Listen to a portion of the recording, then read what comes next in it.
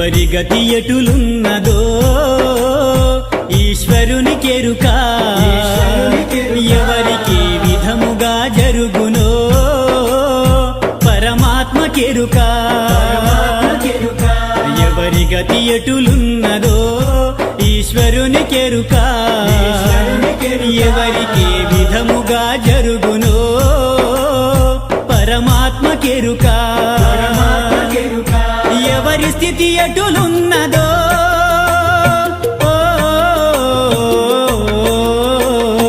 ఎగసి ఎగసి పడుటే కాని